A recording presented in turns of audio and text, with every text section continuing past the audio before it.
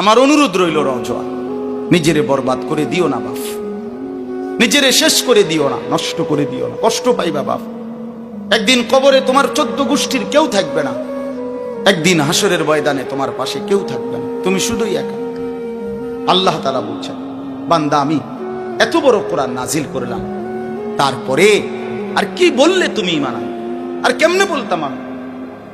নবীজি জিজ্ঞেস করবে, খোদার কসম নবী জিজ্ঞেস করবে, উম্মত 23টা বছর আমি দিন রাত কাঁদছি রে উম্মত, তুই জানোস না উম্মত আমি তোর জন্য কি পরিমাণ কাঁদছিলাম। সারাটা রাত আমি কেঁদেছি, তায়েফের পাথরের আঘাতে আমার পিঠ ছিদ্র ছিদ্র করে ফেলছে, আমি ক্ষুধার কষ্টে পেটে পাথর ভাঙছি, আমার ঘরের চুলায় আগুন জ্বলে নাই, আমি দান শহীদ করে সারাটা দেহ রক্ত মাখা হয়ে বেহুশ হয়ে উহুদের প্রান্তরে পড়েছিলাম, এত কাঁদলাম, এত রক্ত ঝরাইলাম, 23 বছরের বিনিময়ে উম্মত আমি বুঝি তোর কলজাটা নরম করতে পারলাম না। কি বলবেন ভাইয়া? এই ছেলেরা বাপ কি বলবা তোমরা? বলো দোস্ত। আল্লাহ আমাদেরকে বুঝ দান করে, আমরা অনেক আসছো মাশাআল্লাহ, আল্লাহ তোমাদেরকে উত্তম বিনিময় দান করে। সব ছেলের কাছে বন্ধু, যদি পারি, যদি বলতা, হাত জোর করে বলতাম, সেজদা দিও তুমি, নামাজ পড়ো, নিজেরে নষ্ট করো না, নিজের আখলাক, নিজের চরিত্র, নিজের জিন্দেগির কদর করো ভাই, নামাজ পড়ো, নিজেরে ভালো রাখো, অশ্লীলতা, বেহায়াপনা, নোংরা ছবি, নর্তকীর নাচ, জিনা, ব্যভিচারের দৃশ্য দেখো না ভাই, দেখো না।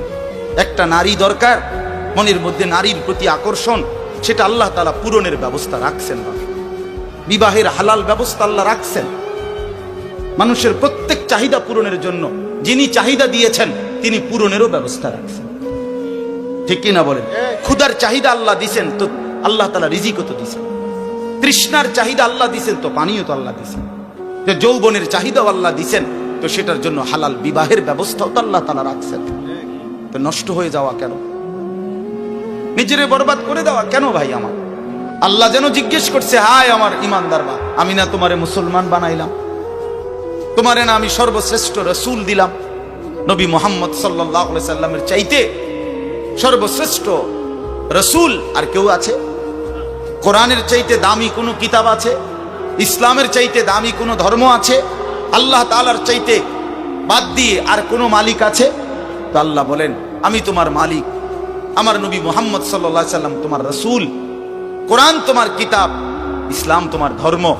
অতএব তুমি কেন ভুল পথে যাইবা বান্দা? তুমি নামাজ পড়বা না কেন? তাইলে নামাজ তুমি যদি না পড়ো, তো এই নামাজ তাইলে কার জন্য দিলাম? হালাল হারাম এটা কার জন্য দিলাম? আমি আল্লাহ। আমার রাসূলকে 23 বছরে আমি সমস্ত কিছু বলাইলাম, তাইলে কার জন্য? আমাদেরই যদি পছন্দ না হয়, ছেলেরা তোমরাই যদি নামাজ না পড়ো, তো মুসলমানের ঘরে জন্ম নিয়ে যদি তোমারই সেজদা দিতে মনে না চায়, তো তোমার সাথে বেঈমানের তফাৎ কি বেটা? এই অপদার্থ যারা সেজদা দাও না, নামাজ পড়ো না, তুমি জানো মিয়া, যেই কপাল সেজদা দেয় না, হয়তো মানুষের বাচ্চা না, সমস্ত বেনামাজি এ তো হাইওয়ান, এ তো চতুষ্পদ জন্তু,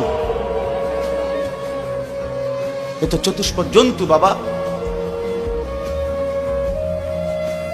যে কপালে সেজদা নাই সে শয়তান, যে কপালে সেজদা নাই সে ইবলিস, যে কপালে সেজদা নাই সে মালউন, আল্লাহ তাআলার পক্ষ থেকে অভিশপ্ত। কোরআন শরীফে আছে। ইবলিসকে কেন ইবলিস বলে? সেজদা দেয় না। শয়তানকে কেন শয়তান বলল? আগে কি তারে শয়তান কইতো? সেজদা দেয় নাই তো এখন থেকে শয়তান, সেজদা দেয় নাই এখন থেকে ইবলিস, সেজদা দেয় নাই এখন থেকে রজিম, অভিশপ্ত, সেজদা দেয় নাই। এই কারণে আল্লাহ বলছে, ওয়া ইন্না আলাইকা লানাতা ইলা ইয়াউমিদ্দিন, তোর উপরে কিয়ামত পর্যন্ত আমি আল্লাহর লানত। কি নিয়ে আসা? কি বলো ভাই? এত লানত নিয়া, আল্লাহর এত অভিশাপ নিয়া দুনিয়ায় চলবে কেমনে? আখিরাত চলবে কেমনে? জীবন মানে শুধু কয়টা ভাত মাছের নাম ভাইয়া? একটু ঘুমাইতে পারলাম, একটু খানা দানা খাইলাম, কয়টা টাকা রোজগার করলাম,